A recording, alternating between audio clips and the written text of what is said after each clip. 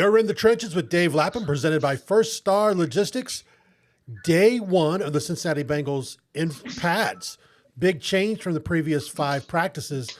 Dave Lapham was on the scene down at Paycor Stadium watching all the action, and all the excitement earlier today about the new locker room changes over to even more excitement as players had to make adjustments going from shells to pads. Yeah, I mean, it's put on the big boy pads. Now it's football, and that's what getting into is the first day of real football. And, you know, there's some adjustment that goes with that while you're doing the more underwear ball type of things. You're working on a lot of technique.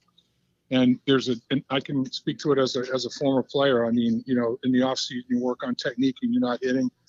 Day one, we put on pads. You know, it was day one of training camp. You're amped up, you're juiced up, and it's like all of a sudden you're overly aggressive and all your technique goes to pot. You know, so that's what guys I think are fighting through a little bit now. You want to you know, make sure you go out there and there's a lot of physicality to your game.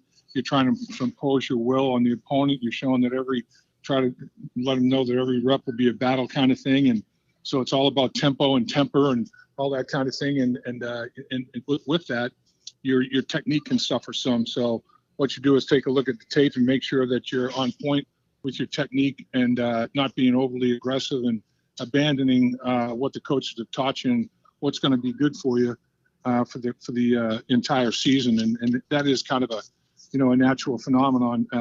And really, they were running interior line drills in the running game, and with only 4 defensive linemen, you have 5 offensive linemen. A lot of times it was a tight end, so you had 5 or 6 blockers on 4 defenders, and there were no linebackers to fill holes. So, you know, it looks like the offense is dominating, but you're going to watch the tape and see how guys are handling double teams, one-on-one matchups, and that sort of thing. So some of these drills, you know, it's not team football, but you're working through drills and one-on-one pass rush drills. You can learn some things there, but in my mind, that's the toughest drill there is for an offensive lineman because it's unrealistic how much room the guys have to work. You know, they get an edge on you. It can, if it's a quick edge, that's a problem. But if it's an edge, you know, that they don't have all that kind of space to try to get that edge on you, it's a little bit different thing to work through there. But the one thing that I will say, watching our interior defensive linemen rush the passer, man, there's going to be some guys there that are going to be a factor. I think, you know, through the course of the season, Sheldon Rankins is an ability, has a great ability as an interior pass rusher. B.J. Hill does. Both of the young rookies, Chris Jenkins and McKinnley Jackson, are different style of pass rushers. Both of them have, you know, an ability. One more powerful. Jenkins can use power, and he can use, you know, speed and quickness as well. And the other thing that's a big difference is you look at. You know, when DJ Reader was here, he was kind of the nose guard, you know, run stuffer, plugger kind of guy. He could still rush the passer for you. Now you got Rankins, who's an outstanding pass rusher and can play the run. So instead of having, you know, a situation where when teams change the strength of formation, you have to take your 3 technique from one side of the football to the other and run the guy from outside shoulder one guard to the outside shoulder to the other. You can slide the line. Because both of these guys, you know, Rankins, B.J. Hill, they're all capable of playing a 1 technique or a 3 technique. So you can slide, you know, the defensive line one way or the other instead of having to run your defensive tackle around. Because if they quick snap it, you know, there's a potential for you being, you know, not in a 3-point stance and ready to rock and roll. So, you know, watching that, I think, you know, is something that I think is going to pay dividends. And then also, you know, watching special teams, the new kickoff rule, Dave, I mean, it's like, in my mind, the best thing to do is get the ball on the ground quickly, almost like a drive pooch. You know, hang time means nothing anymore. You can't run to cover it until the ball hits the ground. So if you've got like a line drive, you know, pooch that hits the ground and can bounce almost anywhere, seems to me like that makes the most sense to do that. But shoot, they're changing. There are rules from the league office, the memos on changing rules on that kickoff thing. It seems like on a weekly basis. So hang time is definitely not as important. But boy, you have to have a returner that can field the ball, because you know how it is when that ball hits the turf and it's got a little bit of juice on it, and you're pooching it, and guys are running down 100 miles an hour covering. You know, that's going to be a different dynamic. That's going to be an interesting thing watch guys adjust to. There's no question. Lap, one of the questions I have on that is I've seen other teams talking about, hey, we're not going to use our kicker for kickoffs anymore. We're going to try to find somebody else that can kick the ball because we don't want him out there risking injury, making a tackle, because whoever kicks that ball is going to be expected to go down and make a play. Yeah, make a play. Not only make a tackle, but get off a block, to make a tackle, and that's going to be interesting. It'll be interesting to see how that part of it's handled. I know there are some people that are saying in the league, how about if we have 12 players on the field and the kicker kicks it and runs to the sideline, and the 12th guy is an automatic holder. So even if it's good weather conditions, you have a holder. If it's terrible windy weather conditions and all that, you can have a holder. And then that 12th man becomes a cover guy, and the kicker runs to the sideline. I don't know how much traction that's getting, but I heard that's been thrown out there a little bit. Another guy, Dave, that we've talked about that I think is going to be an interesting guy for this football team in terms of usage as a weapon is Gesicki, man. I mean, this guy, he sees the field pre-snap, post-snap. He knows what he needs to do to win the rep. He's one of those guys that just has a tremendous football awareness. His height, his length, his catching radius, and then his functional football speed, and then his football mind. And I think he's going to be a weapon that is going to really connect with Joe Burrow. And you can see the depth at the receiver position, and throwing him into that mix as well as a tight end / receiver kind of weapon. The tight end position is deep. I mean, talking to players every day coming off the football field, I always say, what's the number one thing that impresses you about your football team? Our depth, man. I mean, we got players everywhere.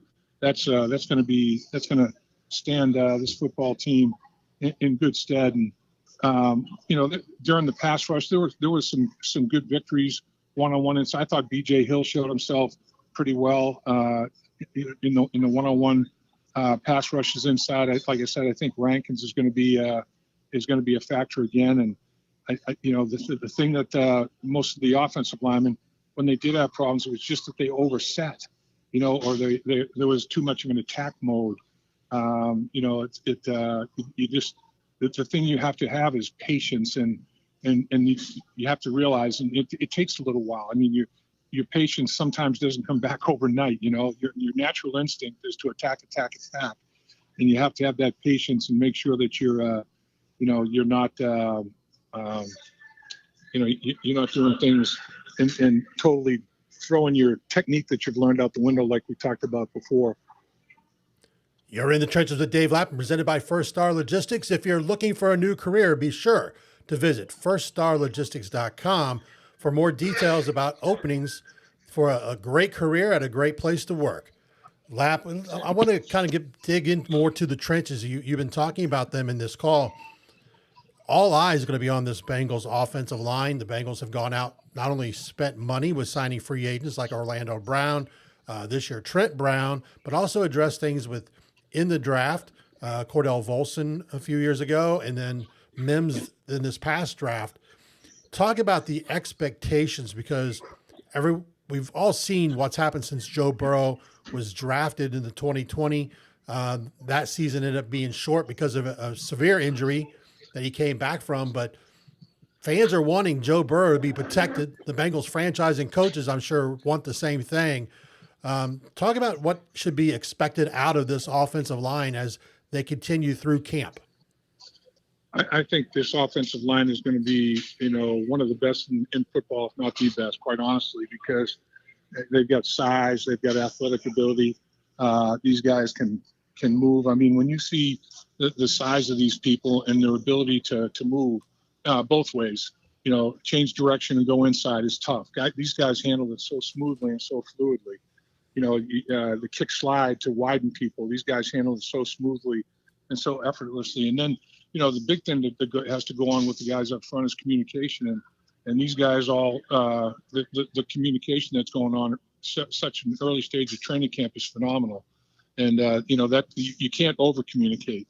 It's like when everybody's on the same page, you have a heck of a chance of getting it done and getting it done at a high level, particularly with the talent that they've got up front. And man, I'm just excited to see how this unfolds for this group of offensive linemen. It's like I said, if there's a bigger group in the National Football League, I sure would like to meet them, because I mean this is a massive wall of humanity that are a bunch of athletes up front, and I'm sure Joe Burrow feels very, very comfortable and confident right now, and he should. I think this group's gonna just get things done at an extremely high level. And it's like sometimes when you come back ready to play, and there's shape, and then there's football shape, and sometimes you got to work yourself into football shape, even though you maybe kept yourself in good shape in the off season. But the one thing that keeping yourself in that kind of shape in the off season helps you do is you can play the game with different angles. It's like you feel much more confident. You're in the weight room, you get yourself stronger. You don't necessarily think, oh man, if somebody hits me in the chest and really tries to bull rush me, man, I'm not sure about that. And watching Mims in pass rush drill working against Miles Murphy today, the first pass rush, Miles Murphy decided I'm going to lower my head and hit him right under the chin. And Mims just absorbed that. Man, he was going to try to bull rush him. And Mims just kind of like hunkered down, settled in, and that ain't going to work. So then he tried to break him down on the outside, and he just, walked him around the pocket. So, those are the kind of things when in your mind, that you can handle anything. That you can handle strength, and you're going to negate their strength. And then they're going to try to beat you with quickness, and you can move and take away that quickness. I mean, then you got people, man. I mean, you take away their biggest strength, and they have to go to the number 2 thing. Most players might not have a number 3 thing, So I like what I'm seeing out of this offensive line big time. I think they're a bunch of guys that are pros and are going to play at a real high level all season long. I kind of want to stay on Mims. The Bengals signed Trent Brown, a behemoth of a man, just like Mims, just like Orlando Brown. Dave, I know it's too early to tell because, like I said, first day of pads. Right. But Mims, what you saw today, is there a possibility Mims could beat out Trent Brown on the proposed depth chart by the time we get to the start of the regular season? Sure. I think that's the case. Any position group on the football team, it's like, hey, that's what training camp's all about. I mean, the receiver group is exceptionally deep and exceptionally strong. One thing that I you pick a position group, like I said, the depth in this football team is ridiculous. So one thing that I learned early on, in fact, my first offensive line coach, taught me this the first year that I ended up starting.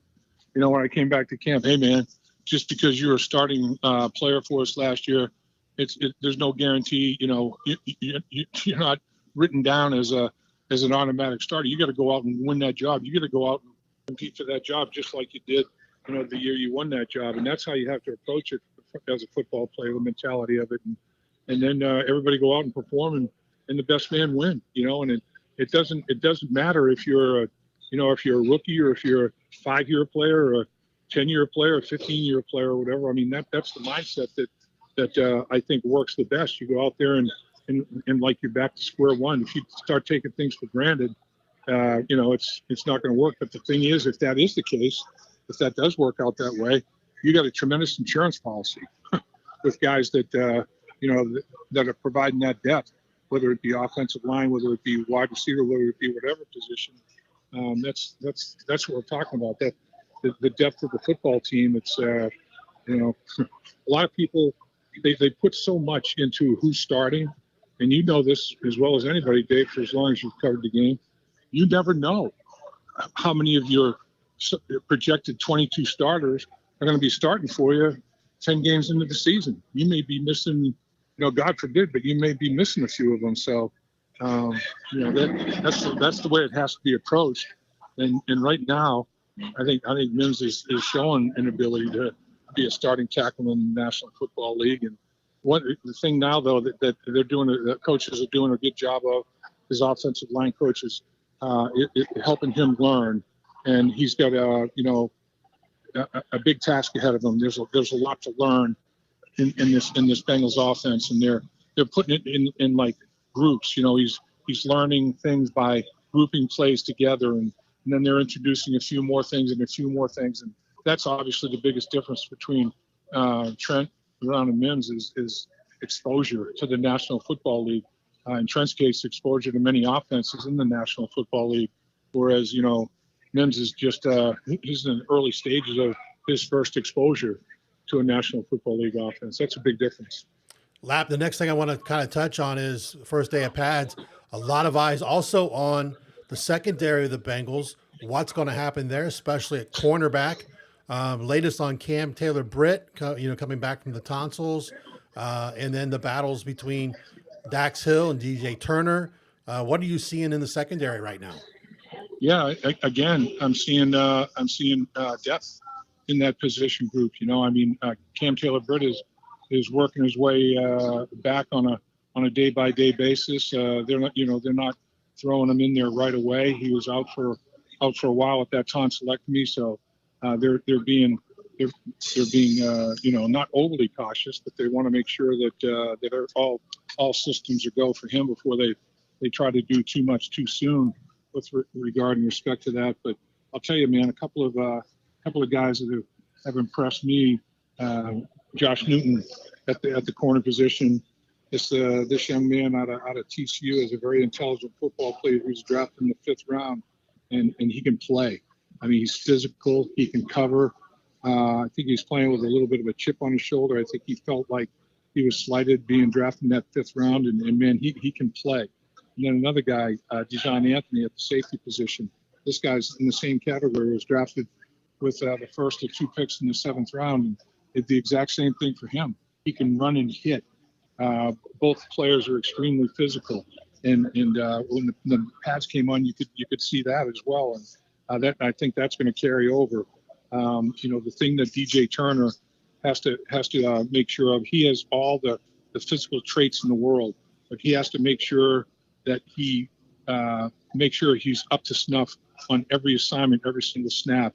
I think sometimes there's a little yin and yang to his play, and it's not because of the physicality or the physical traits and attributes. I think maybe there's not quite sure with what the total assignment is, particularly if there's a strength of formation change or whatever the case may be.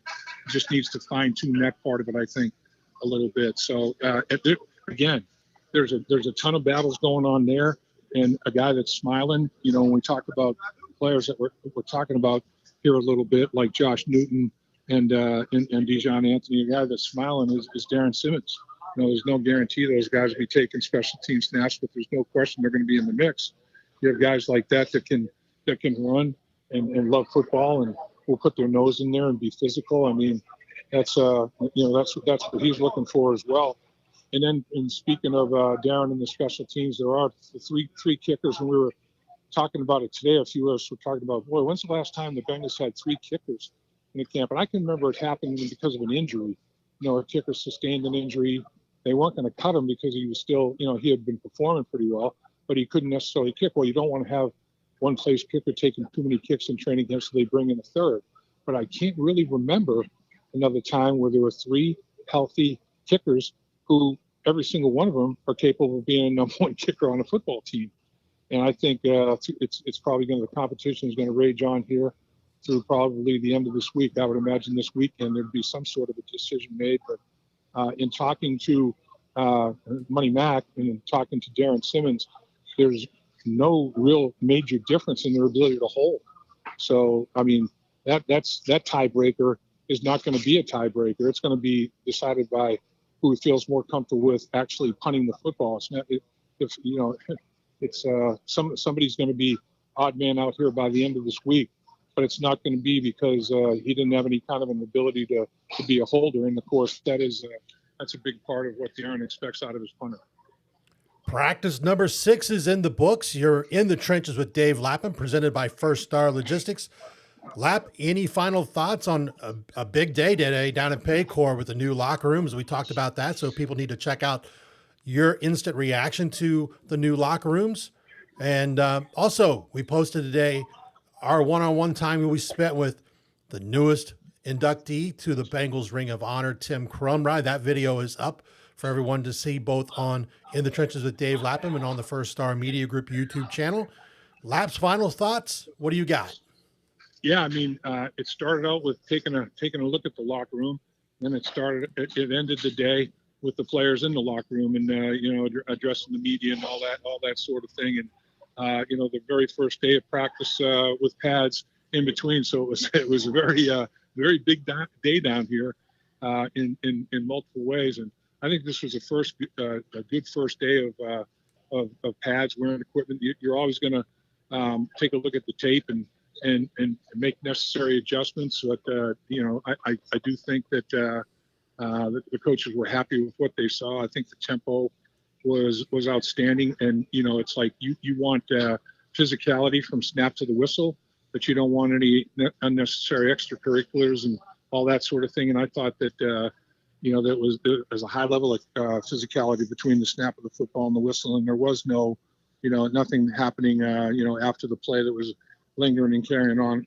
to the next play. So all of that was good. I thought they got a lot of good work in. And I'll tell you one thing, Dave, man, this locker room, I would have no problem being part of an organization that thinks this much of their players to put them in a locker room situation like they've done.